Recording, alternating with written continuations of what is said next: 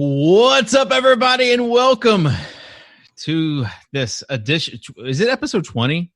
Is every episode 20 the Offseason Swolecast? I don't know. But welcome to the Swolecast. I'm David Kitchen, joined by Davis Maddock, joined on location by Peter Oberzet, and joined by Dan Gasper. Dan, you it's been a while. Hasn't been a good morning, man. Is this the most? Oh, first, you literally started the show without saying, "What's up, everybody?" Yeah, what's going on with that? I did say that. Oh, I was tuned out. Yeah, good start though. Literally the first thing I said. Pete, where are you right now? I'm literally just feet from where I normally record. My office is right in there through that window. However, we're having a barn door installed to separate the kitchen from the office. Lauren and I are officially fed up with each other's noise bleeding into each other's spaces. We are having a barn door installed right now, which means I can't record in there. So I had to go outside to record, but it is threatening to rain. We felt some droplets. I'm trying to protect my equipment here, do a Swolecast show. So, juggling a lot of things. I don't want to say I'm a hero, but it feels like it. That's a new umbrella you got. I have a question, Pete. Yeah. What thing do you record that annoys Lauren the most? My guess, Fantasy Mensa. What would her answer be? Her answer would be it's not one specific thing. It's just the volume of things that are being recorded. So many bits, dude. You're a busy guy. Looks like he at bought the beginning the of quarantine. Still got the tag on. Yeah. Nice. At the beginning of quarantine, Holly and I, since I couldn't go in the office, we made our master bedroom like our joint office. And after like 3 or 4 months, it was like, okay, this is just a bad idea. Let's make the kitchen her office and the other office my office. Having joint office space is tough when both people are working from home. Not ideal, especially when one is a bit comic. So understood. As far as Pete, as far as the drama that went down yesterday, I want to say something to you. I was ready to fight that guy. I didn't know it was a bit, but I was ready to fight that guy. Oh, see, I've already moved on so fast. I couldn't even remember what you were referencing. Yes, Edwin. Yeah. Edwin, he's another fantasy doctor. He's like a wannabe Dr. Chow, basically. Chow is his hero. Ciao. Davis's co-worker, Dr. For people who don't know what Dave is fired. referencing, I went on Edwin's podcast and he was like, let's do something different. I don't want to just do the regular thing. I'm like, I'm down. And he's like, let's do a bit. And I was like, all right, but we have to commit to it. And I told him, I was like, look, I've done things like this as Mans and it's extremely polarizing. People either love it or they absolutely hate it. And I'm like, I'm fine. I don't care, but I'm just making sure you're okay with this. And he said, yeah, let's do it. So we're off to the races. People were blocking me. People were telling him he was an entitled asshole. People were really upset about the bits. So that's how bits go bad, Dave. When bits go bad. Well, apparently it's doing great download numbers, though. That's what I hear. Yeah, because I downloaded it. I'm like, what is this guy saying? And then like the first 2 minutes, I'm like, all right, I think it's a bit. But I was ready. I just want you to know that I was ready to fight that guy. I appreciate that. I don't know him, but I was ready to fight him. He's good people, but this was actually an exercise to find out who are the people that, when you do a bit like that, and it could be me, being portrayed in a bad light, you find out the people who want Peter to be canceled real quick. I get these quotes, I always said I hated this guy. I was like, I always smoked you out. All right. But it's good to know you have my back. I appreciate that. Also, there is a story called It's a Little Boy Who Cried Wolf. And let's just be careful with that. That's all I'm going to say. Okay. All right. We got an email yesterday. Tuttle, did you get an email yesterday from Fantasy Pros? I didn't. Am I not invited? I'll get you on. Not invited to the DFAC. Very tough. Returning champion? I'll get you on the list. Oh my gosh. That is we have slap in the face. Yeah, we have important news. Fantasy Pros, for those that have not heard about Fantasy Pros, they made a couple splashes. Let's They're just really say making a name for themselves in this space. Yeah, Peter's background right now is nothing compared to an official background. Dude, I think your wife's changing in the background. She is. My wife is changing in the office in front of the people who are installing our barn door. That's how you ultimately get cucked. So you get the downloads. as far as the Daily Fantasy Accuracy Cup, and they ran this back in 2015 and 2016. And Peter, you were still kind of a young pup back then, probably. I was just a speck in your eye. You were just doing the fantasy football comedy hour. Yeah, he was like doing his improv classes, just getting his. He actually was generating bit equity back then. He's just laying the groundwork for the umbrella bits of today. So basically, it's a culminating series of events. Every week there's one. They aggregate the standings to crown a champion. And Peter, you are on the show with two of the champions of the Daily Fantasy Accuracy Cup. Davis and Tuttle. Nice work, guys. So, by the way, this is a hilarious bit, but for a long time, the mean girls of fantasy sports used to mock David because the thing that he would do in our email blasts and like as the badge on Fantasy Insiders is he would be like, accuracy matters. And he would display the badges for Tuttle and Kitchen. So like all the mean girls would be like, oh, Kitchen, does accuracy matter? And they would mock his placement in the Daily Fantasy Accuracy Cup. It was, let's just call it out. It was Drew Dinkmeyer. It was. I was just saying the mean girls. It was Kitchen. Drew Dinkmeyer. Drew's like, I can't believe you're posting screenshots of you winning the Accuracy Cup. Like that's when Drew had a problem with optimizers. He had a problem with people self-promoting, and He's come a long way. He's come a long way. Now I just want to be like, if I win it, if I happen to go, two-time champion, I'll Dinkmeyer it and say. So blessed. I feel so lucky to have gotten so many things correct. It's truly an honor to compete with some of the brightest minds in the industry, and to come out on top is just one of my crowning achievements. I want Kitchen to get a physical badge, and he's like walking into Planet Fitness or Dairy Queen, and he just flashes the badge as he walks in, just making sure everybody knows who's walking into this bad boy. Well, I mean, season-long sites pimp the hell out of that. Their rankings challenge. Yeah. Yeah, they do. I don't want to say it's not a scam because they do legit put this together, but it is like a way for them to get like free link equity, free brand exposure. So and many people have a problem with the way that the algorithm works for. Yeah, because it's like people GPP the rankings. No, it's the exact opposite. People do like the 19 condom strategy, and it works very well to do it that way. So as far as like, I think we need to do a Swolecast version of this. Something that industry every week, would be proud to say. No, Swolecast. Every week we do need to do a 4-man contest with the 4 of us. Oh, that's never been done before. That'd be really awesome. Yeah, I haven't heard of that. Maybe we could do like a community contest where we offer like, I don't know, like prizes to go along with money and like on the side, like physical prizes. We are bringing back the Swolecast. The Swag Dome. Swag Dome. We did bring back the Swolecast, Dave. Some people haven't caught the memo, but we did bring it back.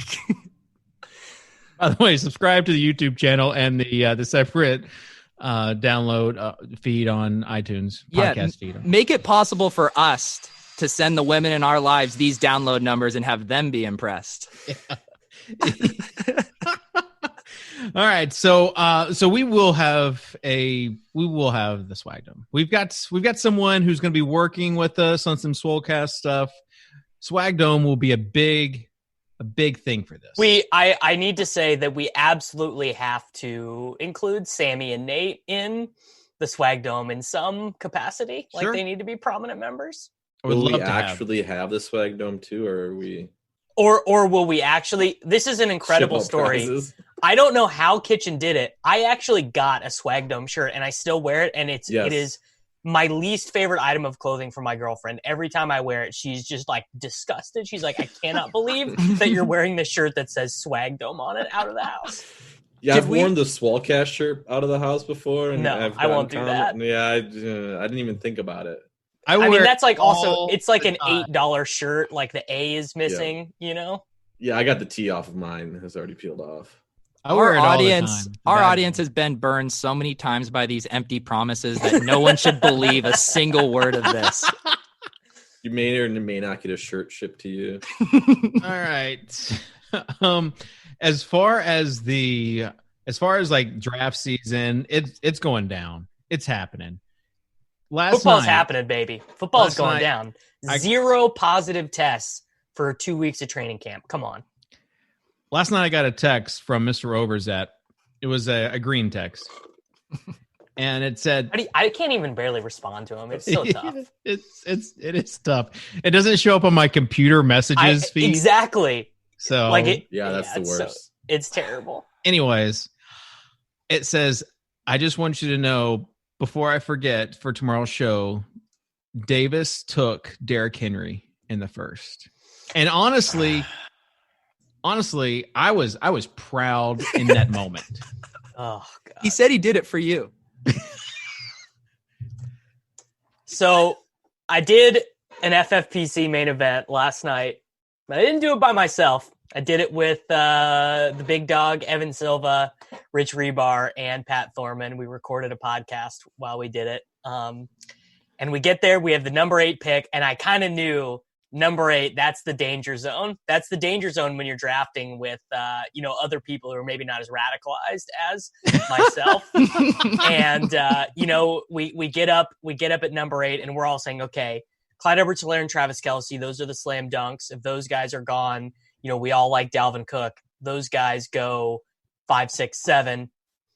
So we're sitting there and our options are Miles Sanders and Derrick Henry and Silva just goes, big dog. We got to take the big dog, and just no wavering at all. And I got overruled.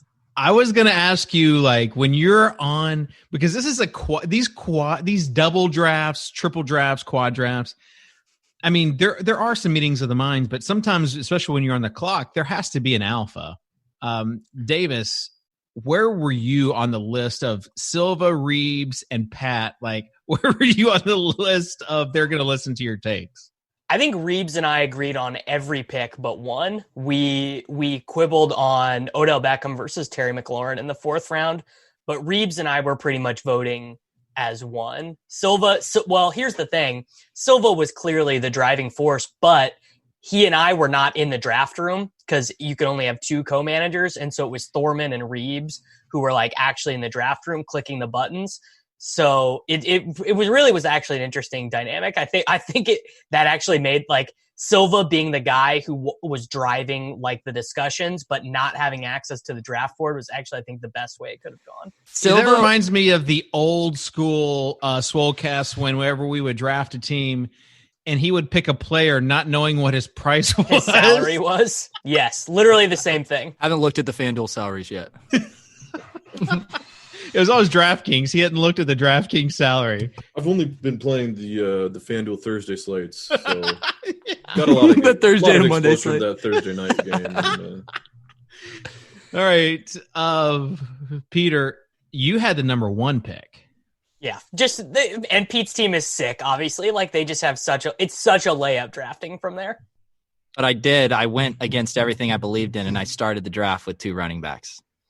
Didn't take a wide receiver until the 4th round. I don't know. I didn't really like Pete's team, if I'm being honest. Too many rookie wide receivers, right, Total? The middle was full of all rookie wide receivers. Yeah. All right. So I liked the start of Pete's draft, definitely. And I liked Davis. I liked your draft a lot too. I wonder why. I mean, not just the Derrick Henry, but Davis had some other guys. Like you had DeAndre Washington on your team. Did you have Jerick McKinnon as well? We got all good 0 running back guys, I think. Yeah, we got McKinnon. I like Davis's team better. Well, it's got Derrick Henry on it, so both had LaVisca, but both of you also, even though one was in the 8 and one was at the 1, both of you all got DK Metcalf and Gallup and Rager. So there is some overlap with these guys. My bad. I was looking at Pete's draft board in the 8th spot in Pete's draft board saying I like that team. Okay. That team is good. Yeah. Derrick Henry, Kenyon Drake, OBJ, Calvin Ridley, Marquise Brown, Will Fuller, Deshaun Watson, Antonio Gibbs. That team is fire. Let me go scroll up and see if I can find Davis's team. All right. So Davis is in. Davis has his own little tweet where it's there. So yeah, his own little tweet. Oh, so degrading. If you think that's degrading, as far as tweets Kitchen, go. when are we going to get you in one of these high stakes drafts? Oh boy, Swolecast quad manage. Swolecast quad. I mean, we should do a football guys, right? And make Kitchen do the waivers. No, I would not. We would trust Kitchen to we do would the have waivers? to do. No. We would have to get like intern to do waivers. I will do the waivers. My Wednesday nights are gonna be just grinding them waivers. Don't we have an intern for the Swolecast? Yeah, he got. We should get a second. Got the Rona last week. He did our other intern. Yeah, the college one. David made it sound like he was using that as an excuse, I believe. No. Well, no. I said that was the last excuse, was that he had the Rona. And I'm like, you can't, it's not like saying, a grandparent died or my dog ate my homework. Like if someone says like, I have the Rona, and like today you can't be like, prove it. Like, Kitchen, are you saying you wanted to tell him to prove it? No, I'm saying like you can't. Like that's not something you can do in today's climate. So you just to be like, man, sorry, that stinks. Hope you get better. So I haven't heard from him since last week. Hopefully he's doing good. Probably should check in. Every college kid's going to get the Rona though this fall. So it's just kind of what it is. As far as the draft, I am down. I'm down with it. I'm now trying to force myself to be more because I had a death in the family last week and I was away from my phone and stuff, and I just kept on getting like auto drafted, and I'm like, this stinks. But the other part of it is it does present like plus EV for people that do pay attention, that are not like on DraftKings, that are not getting Damian Williams or Darius guys. I mean, the way the DK algorithm works, if you time out at night, you're like 50-50 to get stuck with one of those guys. Right. So I think that 3 of the 4 that I did last week all had either Geis or Damian Williams or both on the squad. So I think that's just one of the reasons why, Underdog is such a superior platform. And, full disclosure, I am an investor, but you won't get auto drafted Damian Williams on that platform. I just do want to say that. You are an investor. It's true. Did you see the Swolecast Twitter feed, Pete? No, I'm kind of outside of my element. I don't have my war station here. I'll go check it out. Yeah, Kitchen did the Underdog graphic, but he did it by putting Jacob Rickroad's name. You don't know. You don't know that was me that did it. Wow. Well, I can actually say pretty confidently you were not the one that did the graphic work. Did Bonnie do it? Actually, I was the one that did the graphic work. But as far as like the drafts go, this is pretty good. Kitchen vamping, dude.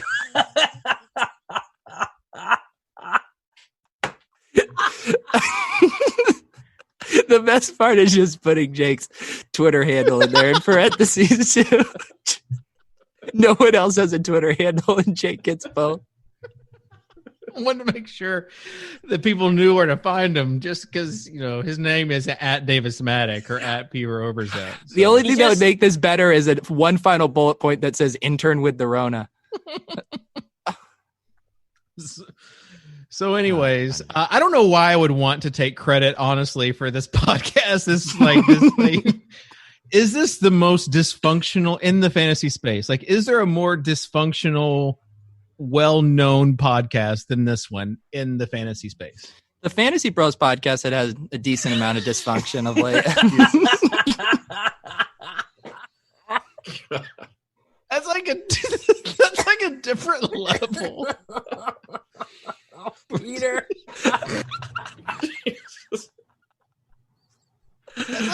Are we live right now? By the way? Just okay. All right. If you guys want to think about someone who's got a really shitty job at Fantasy Pros right now, think of the guy whose job it is to email the prospective guest for the podcast. He just got to be getting roasted in the replies, right? No, I would do the podcast. I mean, you see how many downloads they get, Davis? I used to do it. I don't do it anymore. Dave would show up to the opening of an envelope, guys. I mean, are you kidding? He'd quit this podcast right now to hop on with the Fantasy Pros. Tags, if you're listening, hit me up. Tags is my boy. Everyone's my boy, though.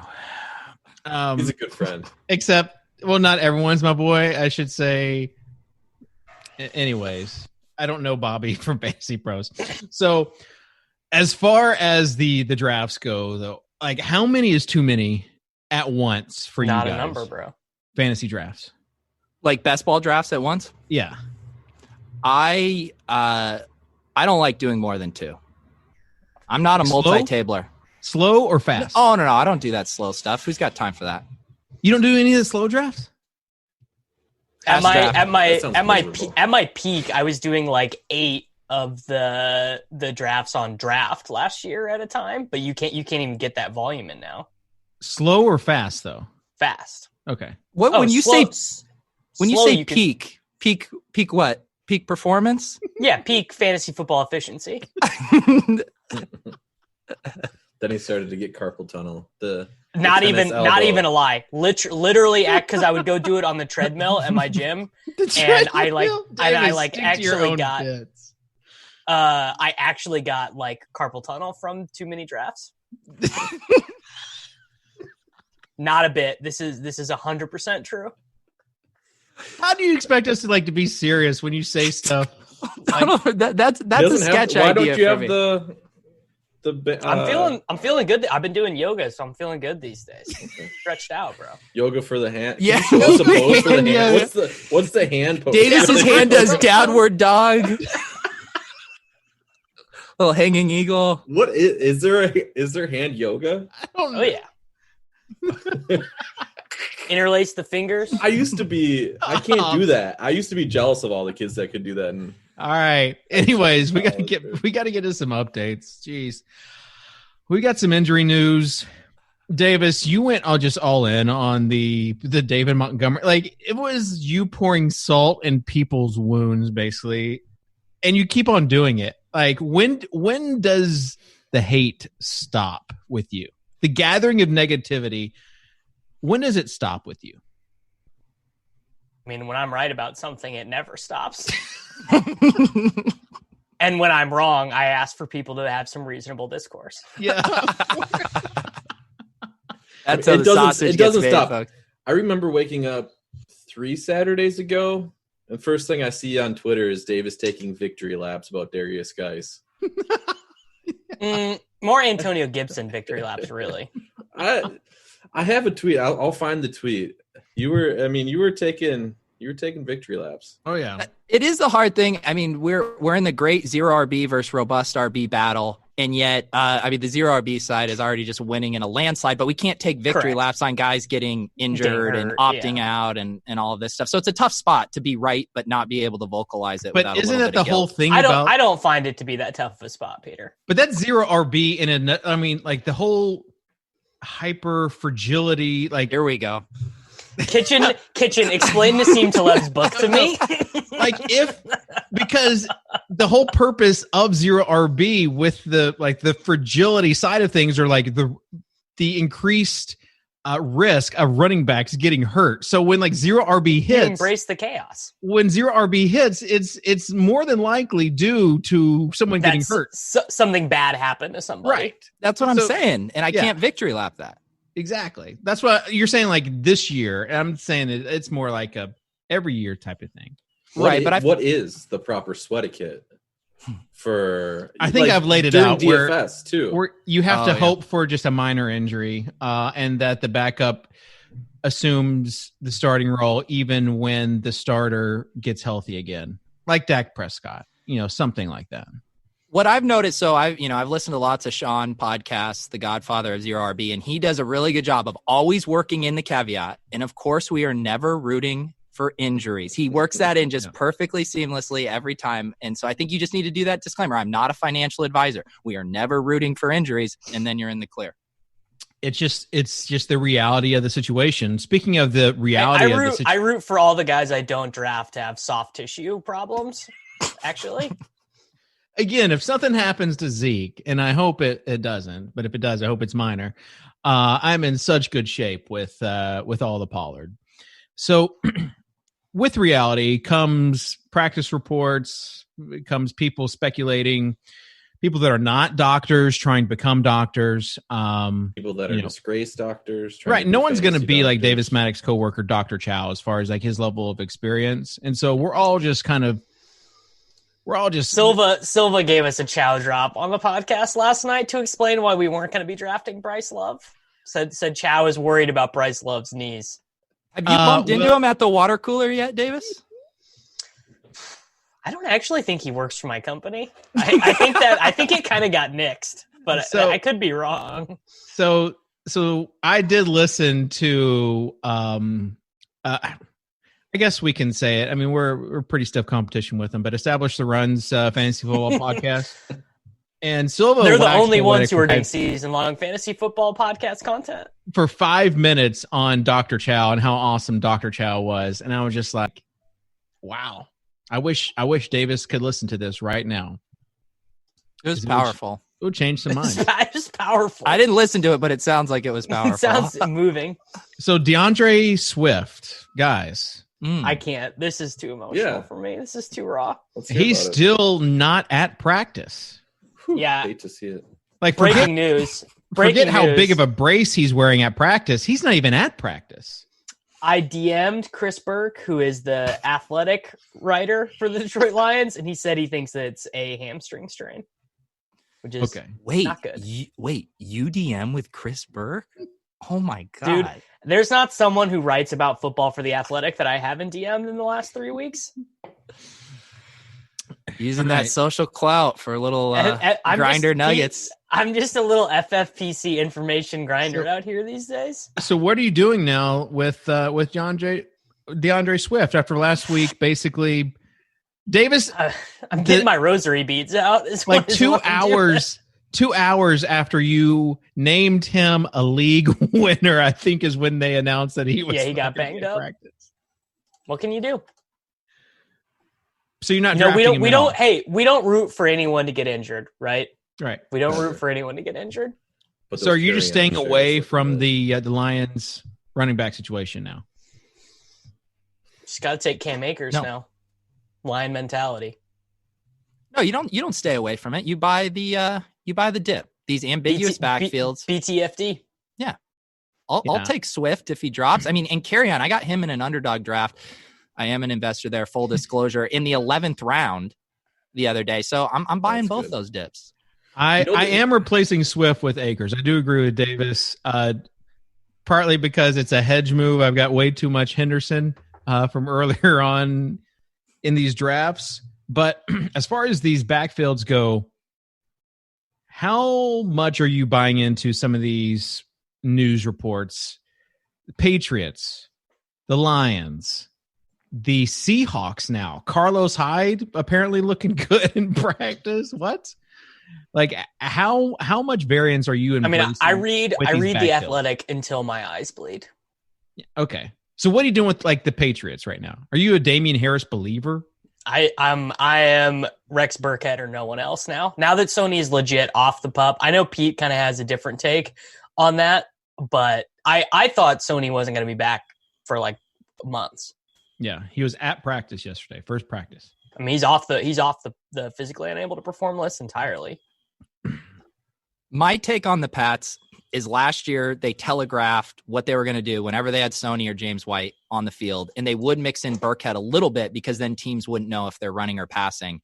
And the reports out of camp are Damian Harris is catching a ton of passes. And so if if they have to look back on last year and know it's not optimal to tip their plays every time with Sony Michel. So if Damian Harris is catching passes and can get some of that early down work, he seems like a candidate to have his role expand. So I still like Damian Harris, and I like the Sony news because it's going to make him cheaper.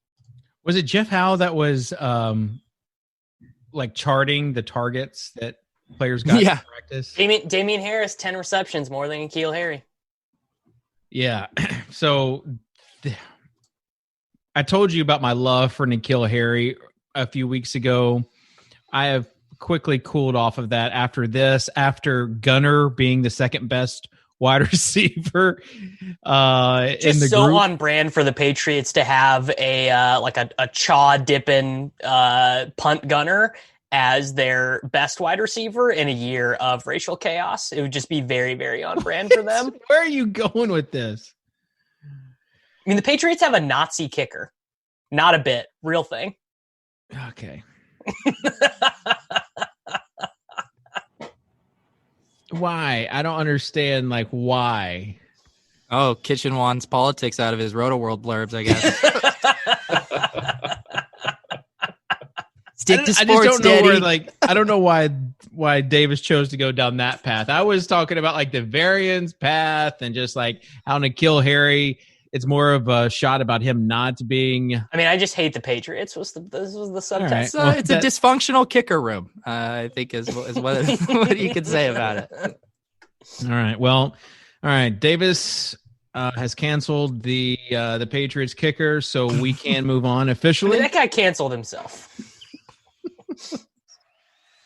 The Bears situation. If they sign Devonta Freeman, if they sign someone, because if not, it's going to be Davis's Eskimo brother. Ryan Nall is on path to become Pete and I's new best buddy, I think. I saw Pete snagged him in the last round. Yeah, a little deep stash there for the Grinders, but yeah, I mean, Davis, I can't believe you're not all over your Eskimo bro here. Oh, I am. I already did the Cordell Patterson best running back on the Bears tweet with the the video of his 60-yard run last year for the Bears. Yeah, I'm all in. Literally every draft, dude. I was in your chat last night telling you to take him over Ryan Nall. I can't get behind the Ryan Nall train. This guy is like, I think wasn't he actually pretty good in college? He's a big preseason DFS guy because he would always be like eight carries, 3 catches, 34 yards. If you look at him, he looks like a linebacker. He looks like Jim Allstott. Yeah. Why don't we settle this the only way? We go to Player Profiler, we see what his comp is, and if it's favorable, we love him, and if not, we hate him. Taliaferro is the comp, I think, on him. Uh-oh. Let's see. I think he was a good. Wow, Lorenzo Taliaferro. That's a. He was a good college back at Eastern Michigan. He was actually all right. Davis, don't pretend like you remember his prospect profile. Get out of here.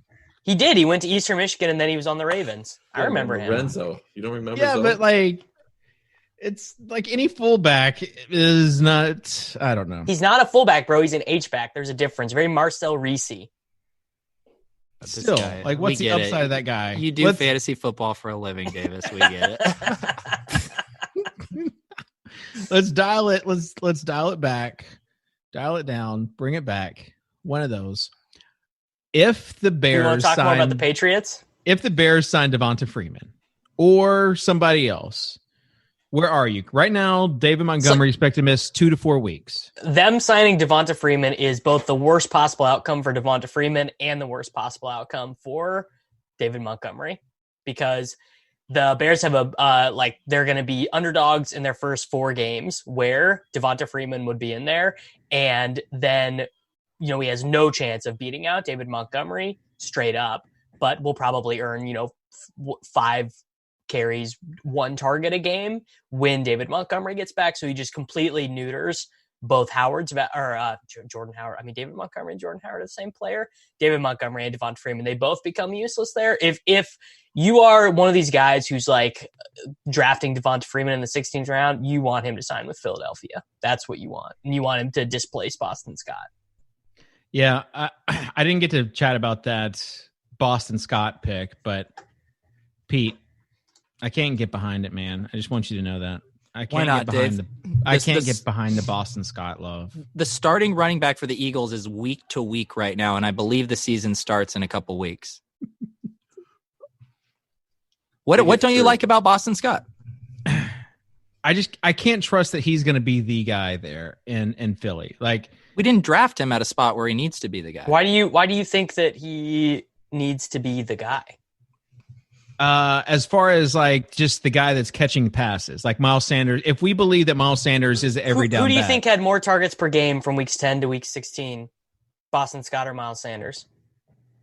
Listen, I'm a big Boston Scott fan. I drafted him. What a 180 this is. Well, it was beautiful. I can't get behind it. I'm a big Boston Scott Please fan. just work in the word anti-fragility for my big go. I don't trust that he is going to be like the guy there in I don't either. Philly. This is where Tuttle chimes in with, Corey Clement, pretty good Wisconsin runner. Badgers. I drafted Boston Scott when he was with the New York Jets in our dynasty league, and then I dropped him. But still, like, how many targets do you expect out of him per game? I guess that's the thing. Is like, I feel like his upside's limited. Like he's like Nyheim Hines. So, well, I agree. He has that standalone value that Nyheim Hines is going to have, but he will have massive contingent value if Miles Sanders is out. I mean, who are you worried about getting a super large share of the rushing load if Miles Sanders is out?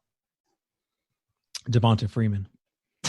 Okay, a guy that's not on so the team this is from the time that Jordan Howard got injured. These and they started playing Boston Scott.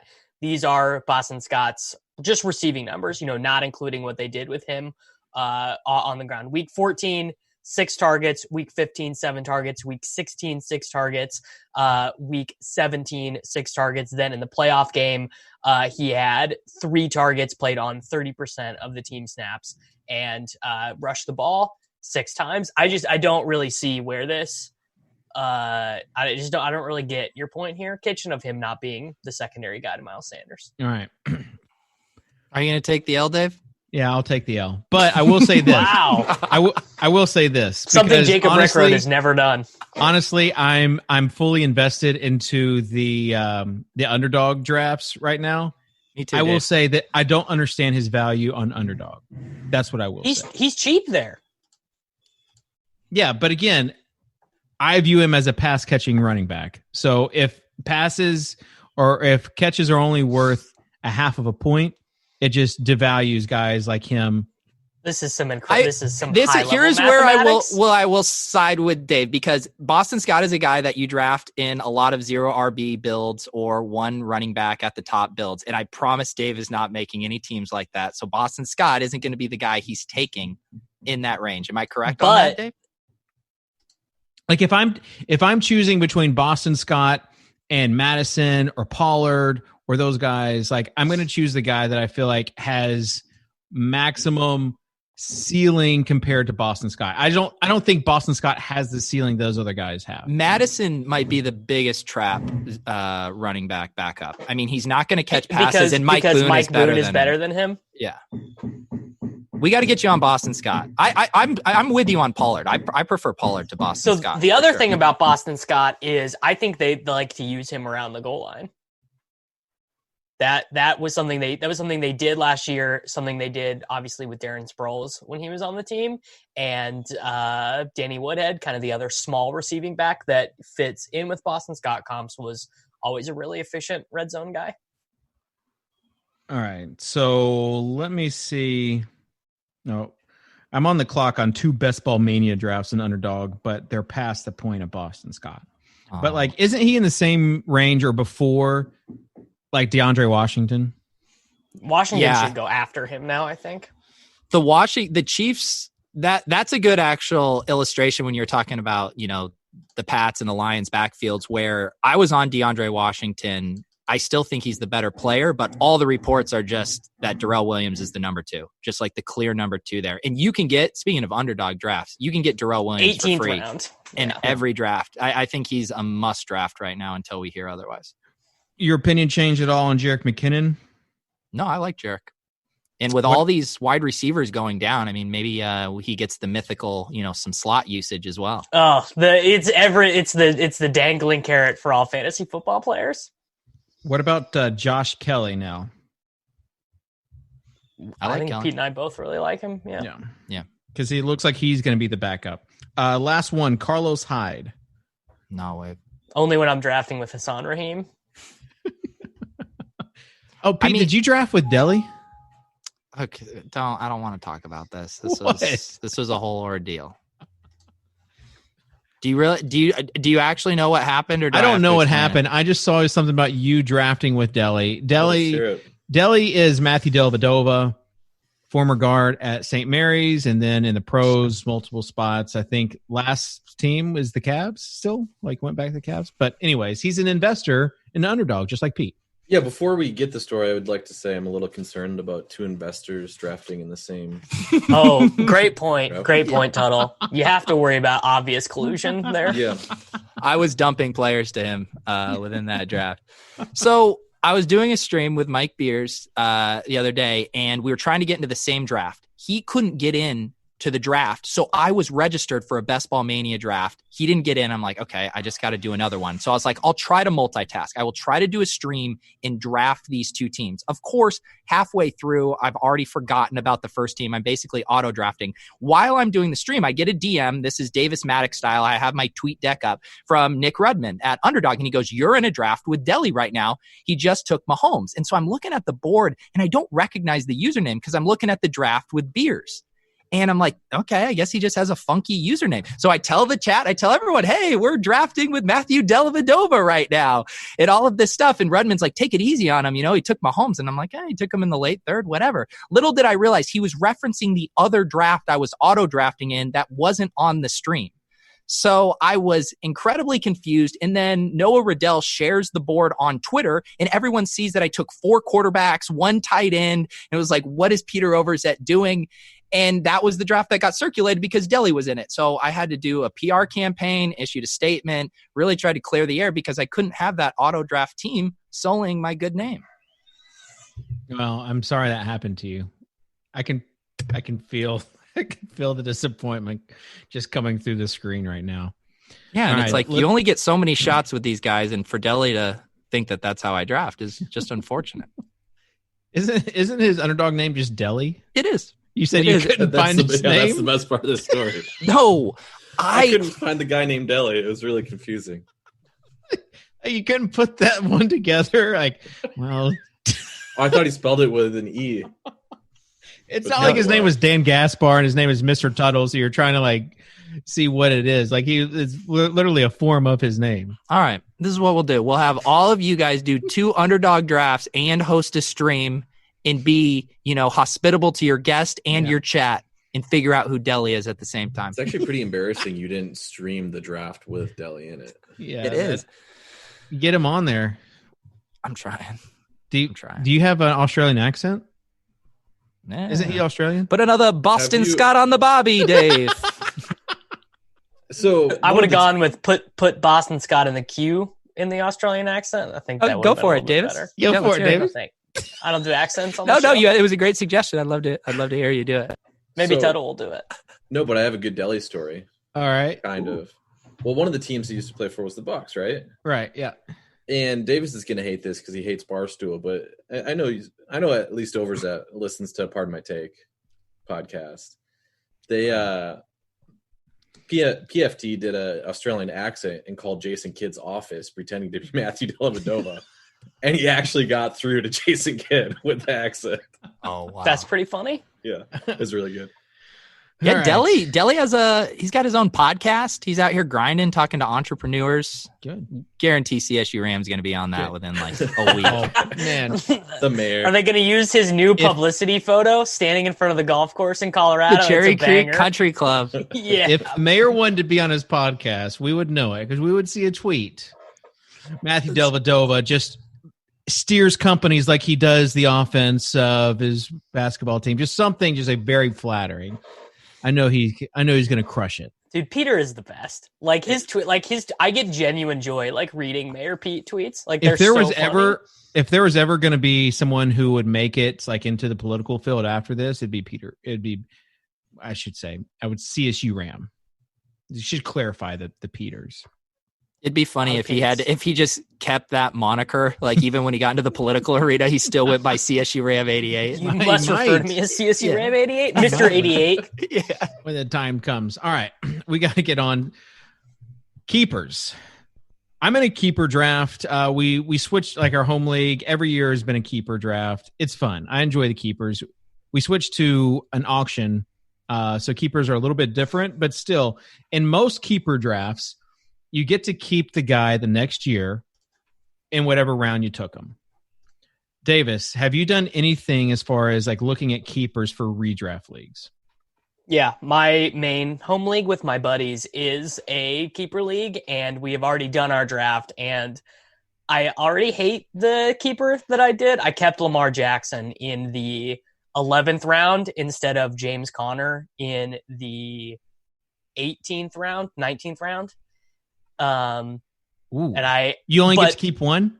Yeah, only one. I've been lobbying for more. I did finally get us up to the point to where we can start 5 wide receivers though, which is pretty nice. Why did you keep Lamar? Because I'm also keeping Lamar Jackson in my league, but just because we get 2, so I'm keeping L. Jackson, Deontay Johnson. But like, why would you keep him over Connor? I'm curious. Knowing you're thinking about quarterbacks, you think Lamar Jackson is going to be just a repeat of last year?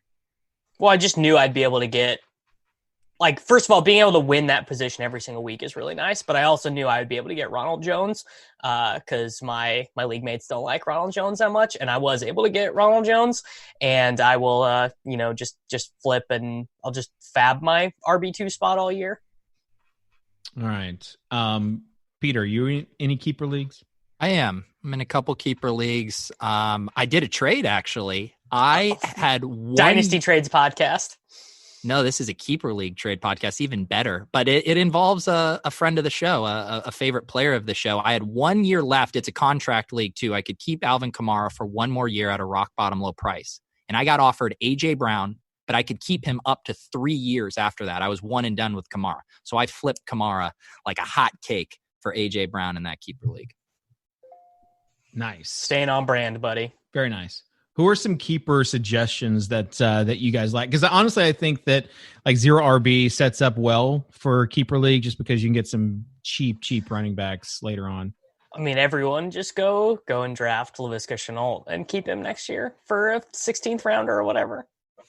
Yeah.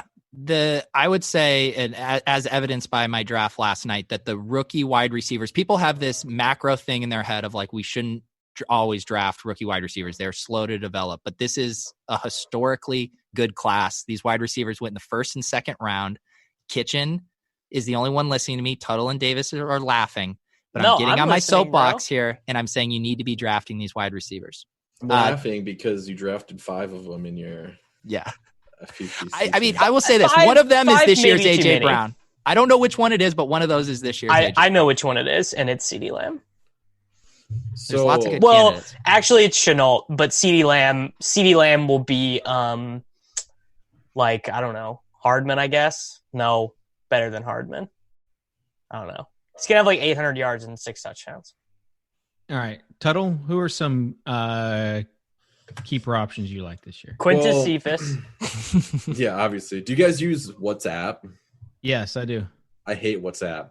And basically the only keeper league I'm in uses WhatsApp, and I delete the app from my phone when it's not during the season. So I just got a text from my commish saying he needs my keepers for this year. And so I need help, but I'm trying to figure out where I can keep these guys. I have Lamar on this team.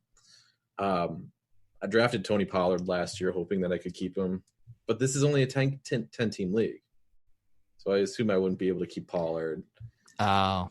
And then it's like, I don't know the strategy. It's only a 10-team league, so do you guys, keep? I don't think there's any value in keeping someone like Pollard in a 10-team league. I think you want starters only. I'm trying to figure out where I drafted Chris Godwin last year because he's on the team. Yeah, I bet you drafted him later on. Just to piggyback, Tuttle, did you delete WhatsApp because it does that thing where any saves your photos? I hate it so much. No, but you can. There's a setting. All you gotta do is go on it and say, "Don't save your photos to whatever." My wife did it, and it feels like it doesn't work. Yeah, I don't think you can turn that off, Dave. I did. Let us know in the chat. Why don't you guys use GroupMe? No, it's WhatsApp, not my choice. I actually like WhatsApp for it's what our home league uses. I like it because we also have we've talked about it, but when there is a group chat and there are people in the group chat that are not iPhone users, it throws off the dynamic of the group. I mean, it's literally the worst. So it's like when you when you give the thumbs it's up like to so-and-so like this message. So-and-so love this message. Just stop liking messages. That's stupid. So yeah, that's when, and you can use WhatsApp on your desktop too.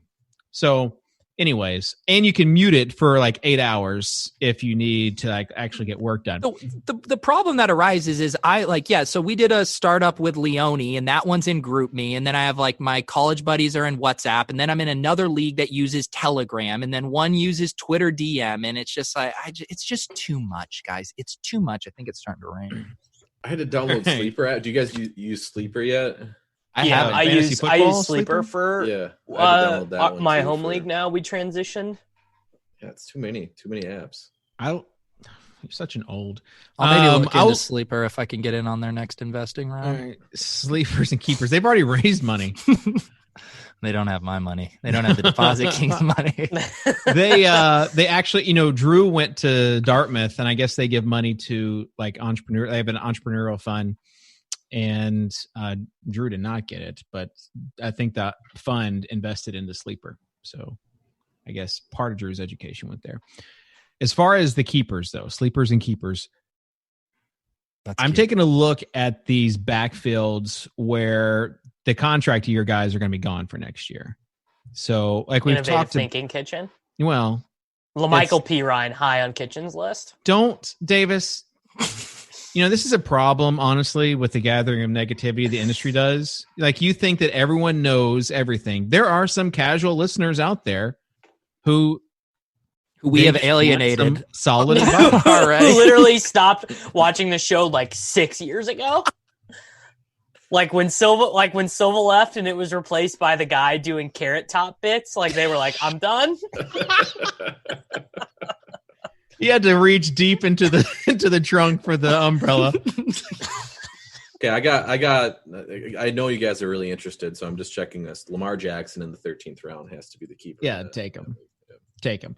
So out of those, you'll do it and you'll feel good about it, but you're gonna hate it when you see that Dak goes in your league in like the 9th round, and you're gonna be like, "This was useless." Like, I hate it now. I need to get some legit takes from you guys. Out of the guys that are leaving, who are some of the backup field situations? Let's say like round 4 or later, or round 5 or later. We had the 4 or 5 rounds and later. Who are some of the backup running backs or guys that are going to be the lead dog next year that you would want to draft for some keepers? Davis, big dog, Mike Boone. Better than Alexander Madison. Gross. That's a waste of a pick right there. I didn't know I was going to have to bring up sports. Yeah, will you tell me someone who's on the last year of their contract, and then I'll tell you running back Aaron Jones. Okay, AJ Dillon is a nice keeper pick. Yeah, Fournette. So if you want an Armstead, Kenyon Drake.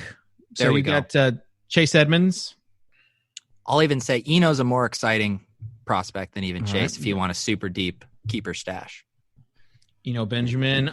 Let's see. You've got James Conner. So if you wanted to, even though Benny Snell is kind of the backup. Beats love Benny Snell, man. Yeah. Benny Snell might be an issue. Yeah, he might. And they drafted. Are you saying Benny Snell is a problem?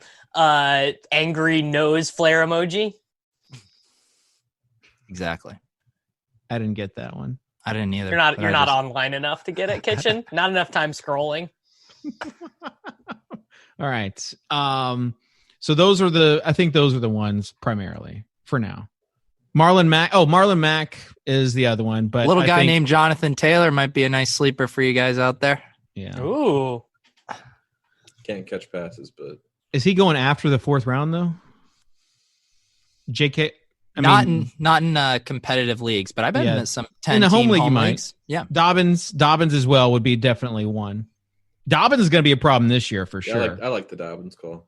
I will say I haven't been drafting a lot of Dobbins, and I try to ignore the noise from camp. But watching him laying out in the end zone, catching that pass, I was like, okay, I'm paying attention. Yeah, well, adjusted my ranks. You gave it the bump. All right. Final thoughts, closing thoughts. Tuttle? I mean, it's been a fun Swolecast listening to the construction in Peters. Yeah, there was honking. Honking. It was good to hear the honking. The sex noises coming from Peter's office. It's been a we don't even podcast. We don't even need to like pipe in like the music or the crowd noise like they're doing in the bubble. We've got it like authentic right now. And the thing is those are, I'm actually a Foley artist, and those are all manufactured sounds. Does Kitchen know what Foley means? Kitchen, can you define Foley for me? No, I do not know what Foley means. So that's like that's a very inside industry term for like background noise during a scene. Like something new every day. Like chalk or like a car driving by a scene where two characters are like talking on a corner. That's Foley. Is that like a door opening? Sounds like someone has a future profession when they're done being a professional DFS player.